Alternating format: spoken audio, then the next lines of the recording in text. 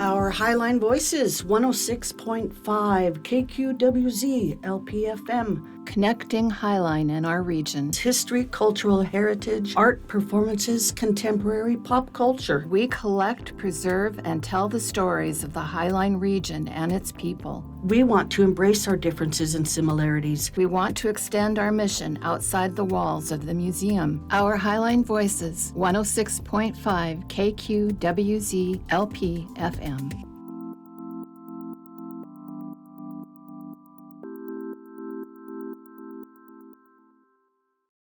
Hi everyone, this is Nancy from the Highland Heritage Museum and welcome back. As always, we have a very intriguing, special, and fascinating person, and so I'm super happy and excited to welcome Kristiina today into the space. But why are we doing this?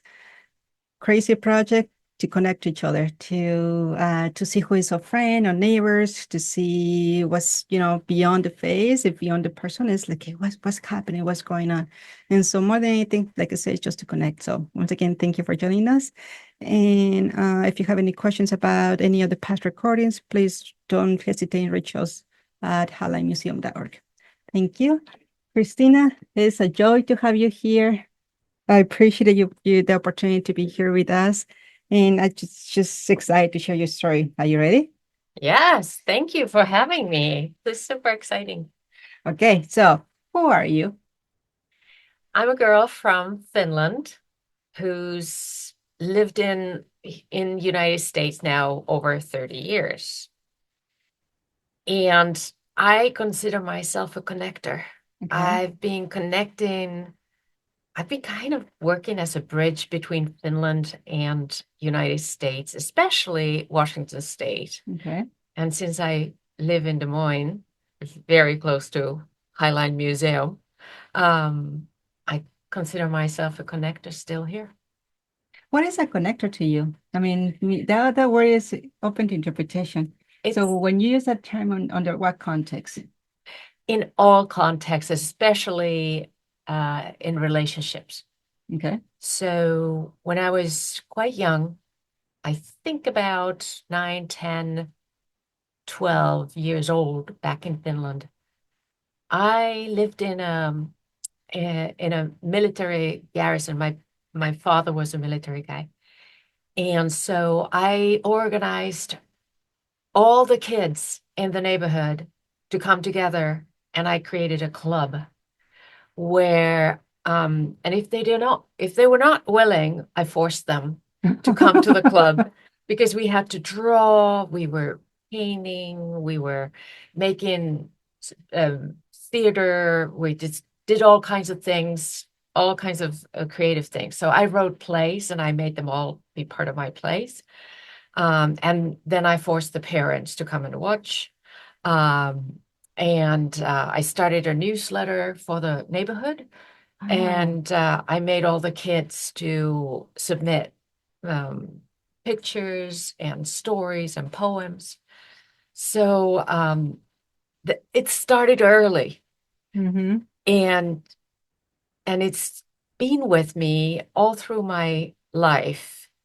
When I became a professional, I joined professional organizations and so-called networked a lot because I just enjoyed connecting with people. And to this day, I love creating connections, not only with me, but to witness other people connecting. And since I moved to Des Moines about 3 years ago, I did not know a soul. I created a group that I call Sip and Chat. I invited women as I met them, and I just wanted to create friendships and make friends. And it's just grown into a wonderful group of women who I enjoy hosting at my house, in my summertime in my backyard or my front yard at the fire pit. And we just tell stories and become even better friends because friendships are something that will keep you feeling as if you're part of life. Like you are not alone and you know who to turn to. You feel like you belong. Yeah. And that belonging has been sort of a driving force internally for me always. I have not waited to be asked to belong. I've always searched the ways how I can create belonging to other people. Mm-hmm. And that's what I'm still creating, and I've been creating all my life. I have the pleasure of knowing you more recently, so I'm still intrigued by a lot of things that you do. But the little glimpses that I've seen, many different capacities, in many different ways, like museum or whatever, it's been very refreshing to have those values. Sometimes we are by nature more in a defensive mode and we are afraid, but what being afraid and just distant, that what creates is like you said, the lack of belonging, the lack of connection. Yeah. And so it's very refreshing how to just like, nope, we're just gonna do it, to just go for it and do it. And so no, keep going. This is your story, and I tend to talk a lot, so I'm not gonna interrupt you much. No, not at all. I'm appreciating what you are saying because I loved inviting you to my world, and see you connect with other people who I've connected with. And it reminds me of something that I've learned about myself. All of my life, at any point in my life, when I think back, I have never been lonely. Mm. I appreciate being alone. I need that for my own health and well-being and reflection, and writing and what have you. But I've never been lonely for the fact that I've always stepped out of my aloneness to connect with others because I'm extremely fascinated by other people. And that curiosity about other people who I always can learn something from has been so much more powerful inside of me than expecting others to call on me and invite me. So I'd rather step out of my own comfort zone and take the risk of rejection, and invite others rather than wait to be invited. Yeah. So that means that I've never, ever have felt lonely. Wow. And it also goes back to the other point. There's two things I've learned about myself and realized about myself just lately. That first of all, I've never been lonely, but I've never been bored either. When people say that, this presentation was boring or this event was boring, I've never have experienced that because there's always something I can learn of that experience. Whether to remind myself, don't do it that boring way because other people seem to be bored, or there's always a nugget, even if it's 2% size of a nugget, I can learn from something that I'm experiencing. What is fascinating about you is that it's not just your words saying it. I can feel them. I can feel the energy. I can feel the vibes. I can feel your actions, and that speaks way louder than me. I mean, take it from a person that grew up with no hearing and no talking and knowing, and I felt the isolation, and I know what it is to feel lonely. So when I see the essence of a human being wanting to do that and wanting to create the space and the bridge and be the connector, like you were saying, it is I don't know, it's a very special emotion and feeling. So thank you for doing that for everyone around you. It's I'm only a little particle in the universe that you're in, but the way you light shines on others is beautiful. So tell us a little bit more about you. I know that we already jump in present, past, future, but you go for it. Well, that's how your museum is. Yeah. There's a lot of past, Yeah. and there's a lot of present and future as well. So Yeah. I think that's what life's all about. I want to share a story of how I ended up in from a little town in the middle of Finland to Des Moines, how that jump happened. And it feeds into my curiosity. I didn't know that I had that curiosity until I've been reflecting on this. Like, why have I traveled the world? Why have I lived in different countries? Why did I end up so far from Finland? And it goes back to a time when my dad took me aside and had a conversation with me when I was 13. And this is the picture of me at 13. This is taken at the airport in Helsinki. And that was the time when I got my very first passport. Wow. And the question that my dad had for me was that, well, he framed it this way. We are very middle class and barely so. You will never, when we pass on, you will never inherit anything of real value, wealth, money from us, because there won't be much left when we are gone. But there's something that I want to give you. And it's something that nobody can ever tax, steal, or take away from you. And it is your own private experiences, your own personal experiences. And for that, my question to you, Tina, I was called Tina at home. I have a question to you, if you'd be willing to spend a summer in Dublin, Ireland. And I said, yes, sir. Yes, I am. That sounds terrific. I had never been on an airplane, not with my parents, but all by myself. And so my job was to take care of our 9-year-old neighbor girl whose parents knew this other family in Dublin, and I would be the big sister for this neighbor Finnish girl. And I had just learned a little bit of English. We had never met these people. It was far before internet or even decently priced phone calls. So we flew to Dublin, and there was this family of 6 children awaiting us.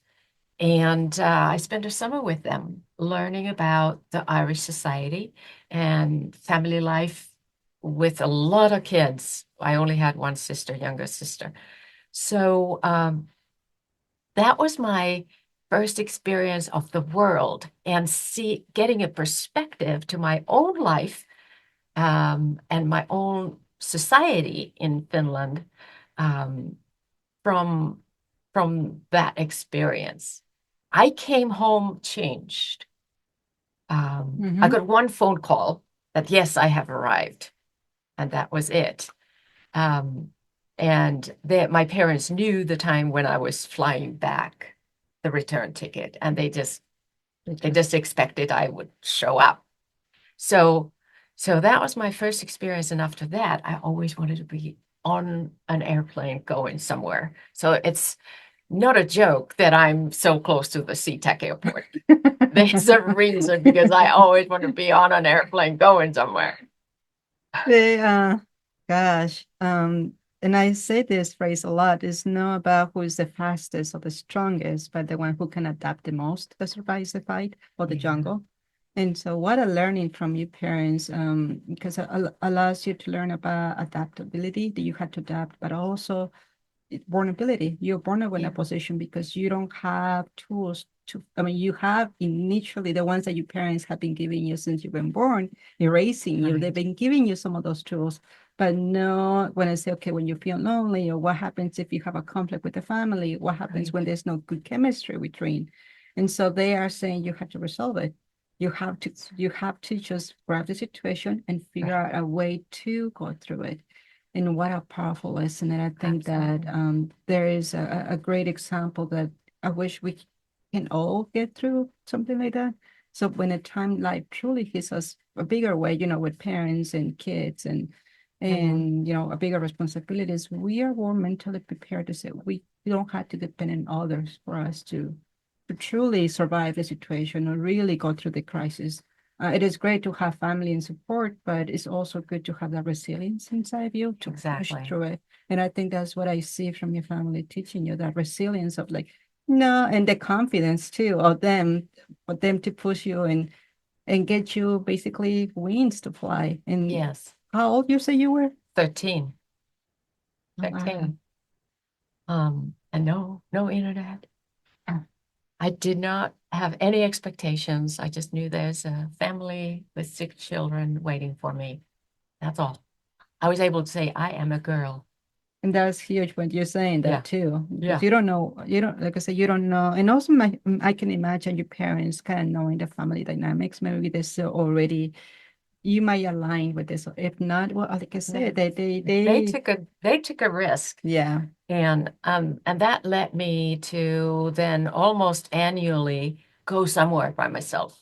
I was in different kinds of international groups that I spent time in England, and eventually I was an exchange student in Ohio, and spent a year in high school there, and eventually ended up here in the Seattle area.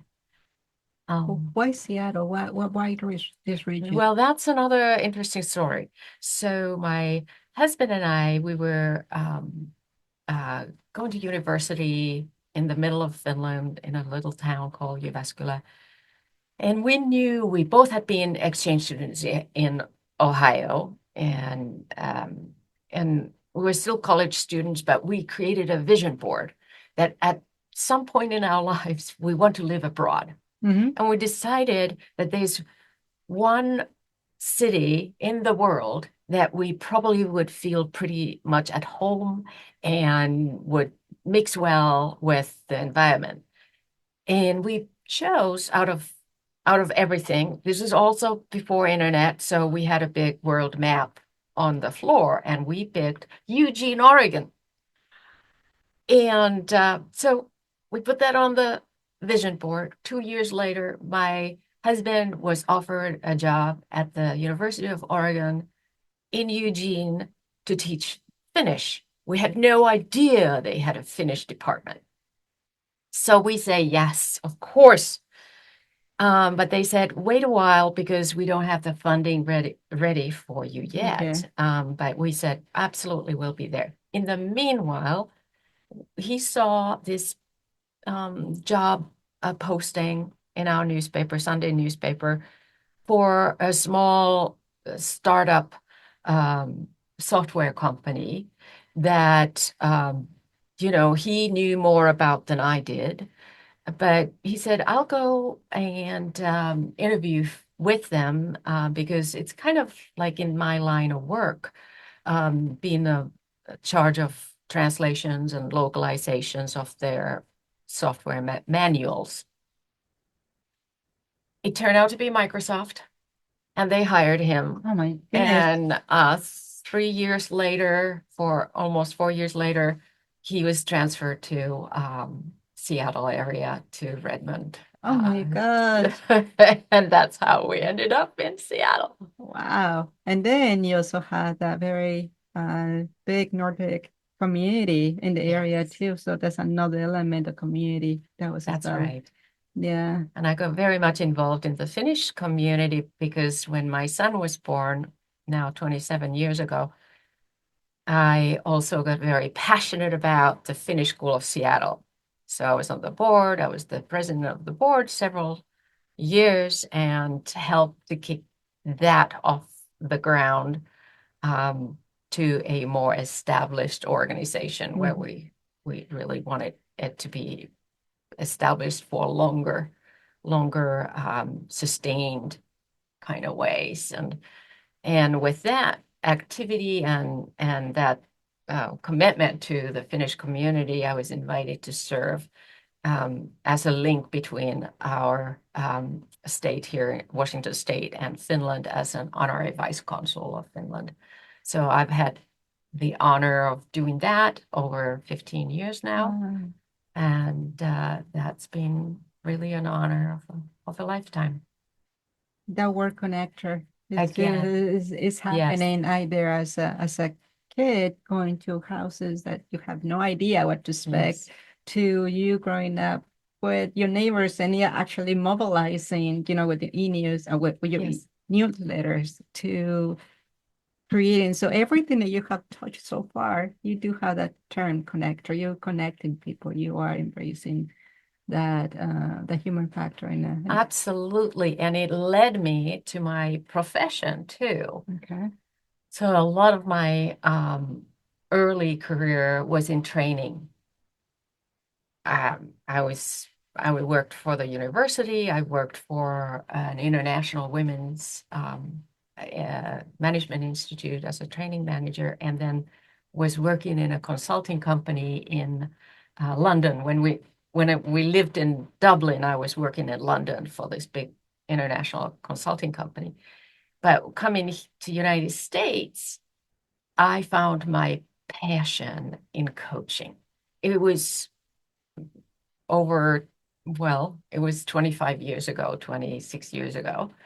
And at that point, when I told people that I'm certified as a coach, they all asked me about which sport. And I had to explain, no, it's more of a sort of a life approach to your life and what you really want in your life. And eventually, I became a coach for entrepreneurs and executives. And for the last 24 years, I've been executive leadership coach. And that connection has been more about connecting with who you really are. And my work has been about connecting people who are working in whatever capacity with the true selves internally so that they can actually enjoy whatever they do spend their time with the passion they have, the fire they have inside, and it supports them as well as the people who they relate with. And whatever else is leadership but relationships. You really have to be, in relationship with yourself as with others. Yeah, this values influence the need to see what is a rich thing inside of you or not. Some people will say, well, titles or money or superficials will make you rich, but at the end of the day, it's not those elements. It's the alignment of your soul and your mind and the well-being on your physical and then and your mind. And so there's all this for me that I call it the four elements where it has to be aligned. If one of them is out of sync, it's not working. You are not able to enjoy the experience, or you are not able to confront a situation, or you're not able to when like dealing with the medical issues, an example. You have a situation where I will be a better diet, but that is not it. It has to connect it with the inside. It has to connect it here. It has to connect with many other issues. And so anyway, so I find it really, really enriching that finding more the meaning of why are you here, making an intentional statement. Why are you here? It's not just to, graduate school or find a house and then have kids and then retire and then that's it. I mean, there's not, for me, I don't like that inspirational check box that I had to check is quite the opposite. I would like to find more meaning into today at this moment. What can I do to embrace it? What can I do to really make it intentional? We don't have a guarantee that we will live next year. There's no guarantee that we'll actually be able to do what we want to do. So we only have this moment. Can we embrace it? So with the different things that you do, I know that you have more photos, and I want to make sure that we have that time for that. So I'm going to let you. I actually want to build on what you just said, because one of the key elements of how I live my life and how I work with my clients is based on a very, very simple slogan that I've created to remind myself what is it all about. To me, it all bottom lines to a saying that I always share: live and lead fascinated. And when you have that kind of like a foundational guide to help you live your life from being curious, and take your curiosity even to a higher degree, which is being fascinated. And if you lead others from that same perspective, you realize that life doesn't become about you and how worried you are and concerned you are about how you come across, or are you being respected and approved, or pleasing others, or whatever it is. It becomes about the other person and persons, because you are just so fascinated about them, just like what you do here at the museum by organizing these interviews and creating a space for curiosity. And when you come from that place, life becomes joyful. It opens up opportunities for playfulness, lightness, embracing of whatever it is that you're dealing with just an expectation that there's another opportunity for you to learn, to understand something deeper or bigger or behind something. It's the journey. It's the witnessing of something here and now in this precious life, not just waiting for something to happen and be given to you, but the gratitude for what is more available to you when you are constantly looking at every opportunity as, well, that's fascinating, or aren't you fascinating? Yeah, I think that also, so I believe the power of saying things like that. I believe that when you say, oh, it's boring, you're actually feeding that emotion to you chemically, it's biologically. True. You feed that inside in many different ways. But when you say, I'm very curious, I'm fascinated, I'm intrigued by this, it is a sense of, I don't know, this vibration that runs in your body, like, yeah, I want to explore that. And it becomes, I don't believe the term of happiness. I don't believe that is like a culmination that you have to get to the point and then you stay there and then you happy ever after. I don't believe in that, but I do believe in a collection of joy.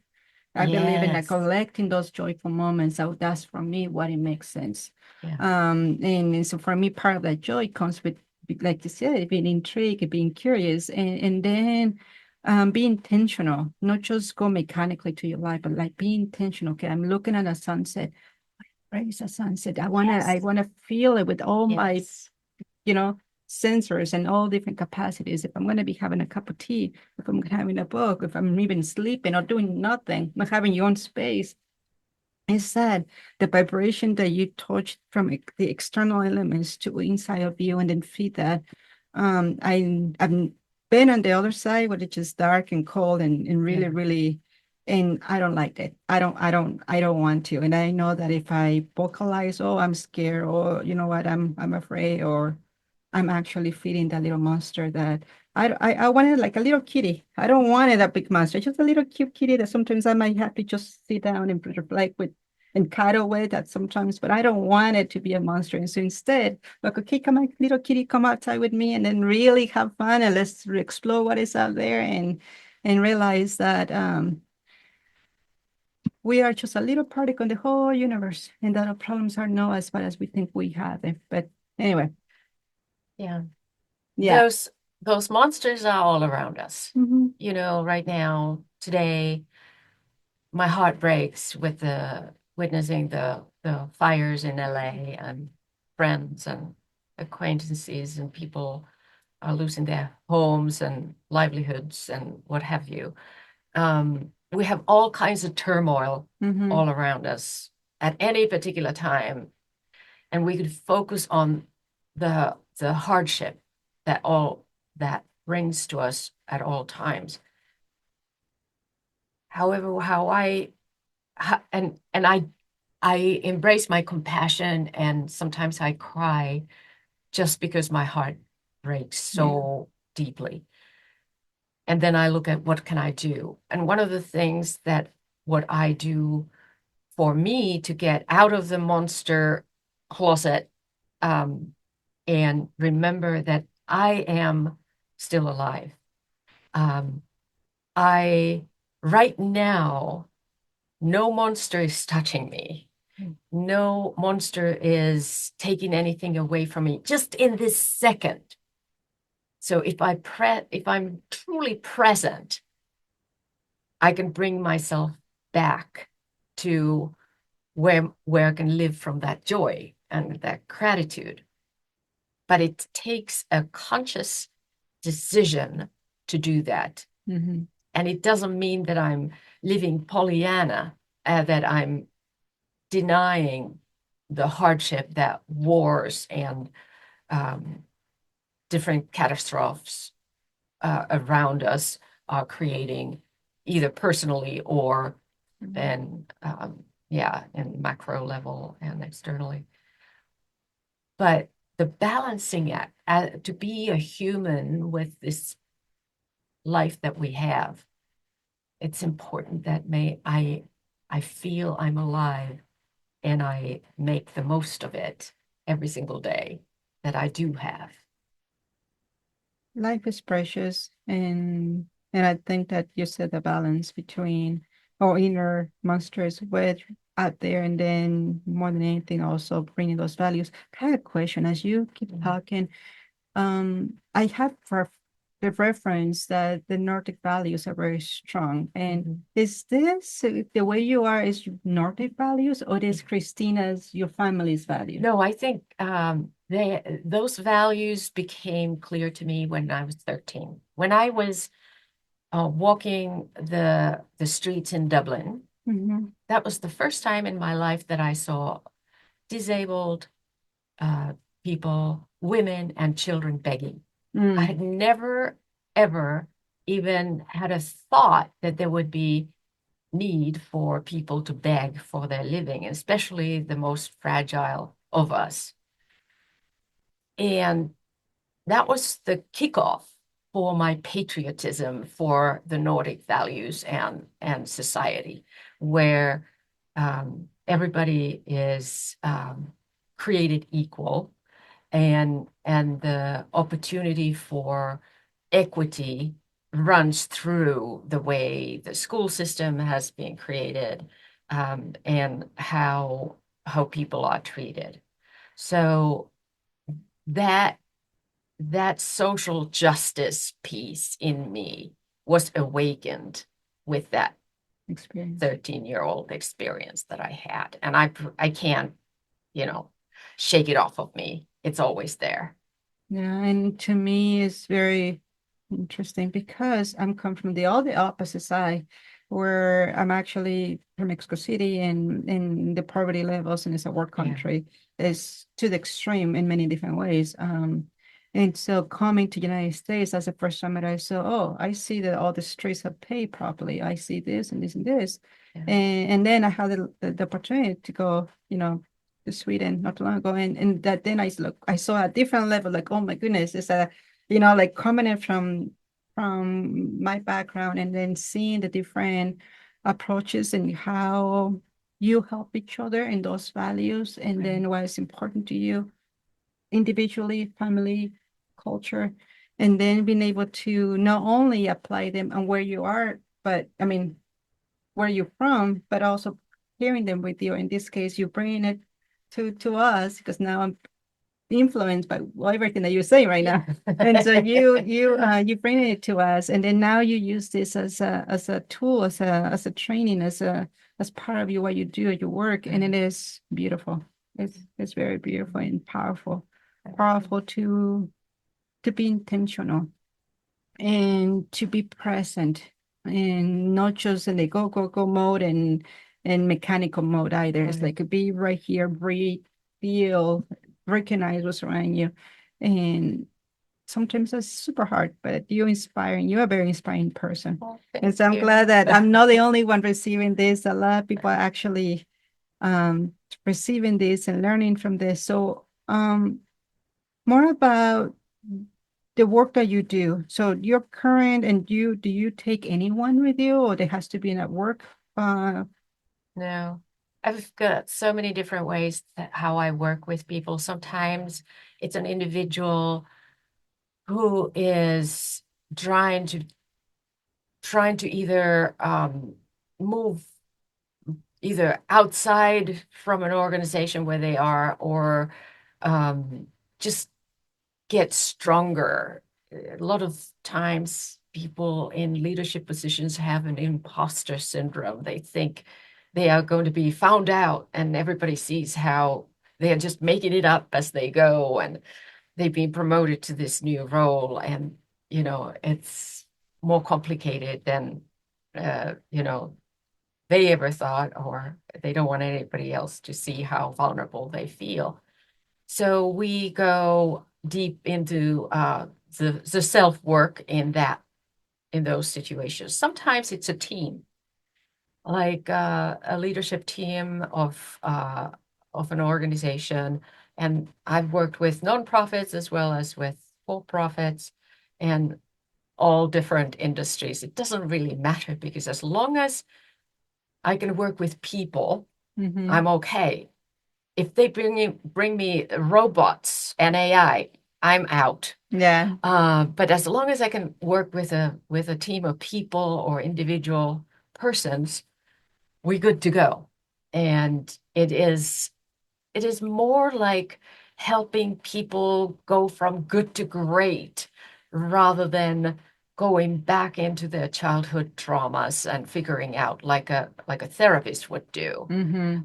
So I'm more focused on who are you now, and where do you want to go, and what's the process, what are the strategies we can create, and then we go into different tactics, like, well, how about you try this and take out, I'm going to challenge you to try something riskier that you have not dared to do when you've been thinking about things by yourself. But now that you have a coach, you can always say that, hey, my coach challenged me to do this, and I'm trying this.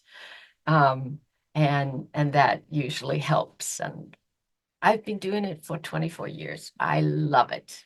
I love helping people to grow in their fascination about life and themselves. I'm sure that even the plants around you are flourishing, because like I say, I wish people can feel the energy. I wish that I know that you can hear her words, read her expressions, but it's an energy that she's giving up, and hopefully it passes on to either in an audio or a video format. When it comes to, another layer of connector, you're talking about earlier about, how you've been opening up your house and hosting these gatherings. And what I find it fascinating is that it's not about the title of a person, but the person itself. Yeah. It's about coming as you are. It's about being able to be. It is not easy. Be vulnerable. Yeah. So it is. We all have different defense mechanisms. We already have different personalities, and we react to situations, even though it's the same one. We all react differently because of who we are and what we bring into the table. And it must be hard at times where, you deal with personalities that is like sometimes they're a match, and then you can see where is the conflict coming from. It's not necessarily that they don't see the same vision or where they want to go, but it's mostly their own collision of their own.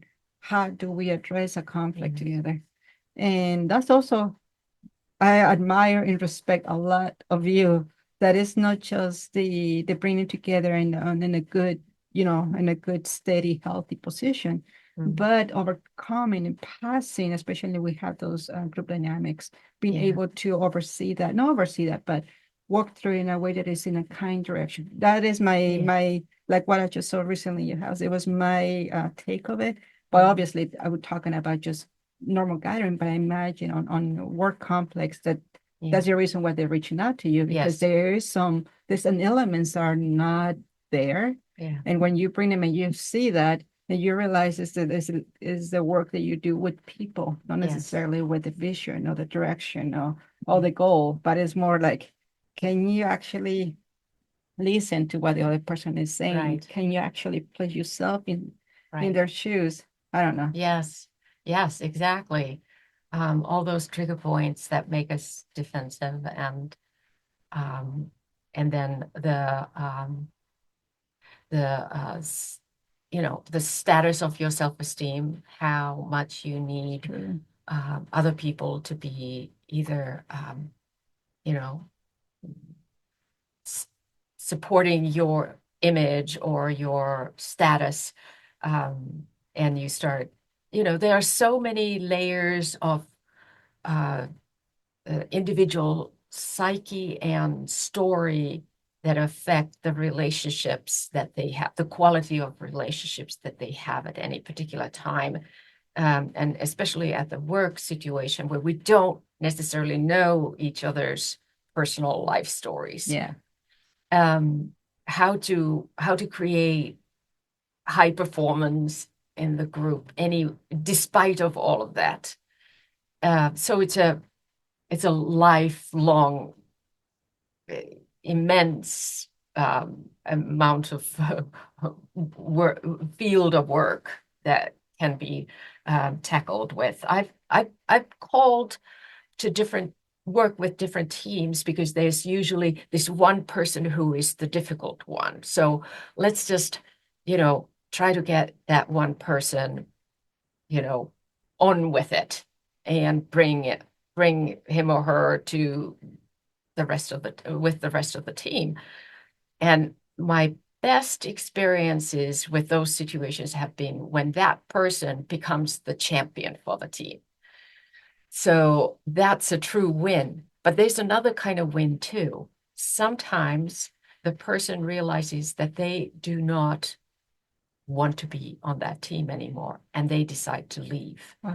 So they realize that the alignment is not as what they were hoping to be. And so exactly. We do have 5 minutes left before the interview, and you have not shown that photo. And so I don't know. I don't know if I really needed to, but this is something that was this is with my 13-year-old me picture, who at the airport had her first passport. But that was my family at that time. Wow. Isn't that kind of fun? There's my grandma, my mom, my dad's mom, and they have both passed away now. But there's my little sister, who is one of my best friends today, and my mom, who is still in Helsinki. And that was the, the Christmas time. We were all in our BJs and celebrating Christmas, and that was when I was not ready to fly to the world from that nest that I had.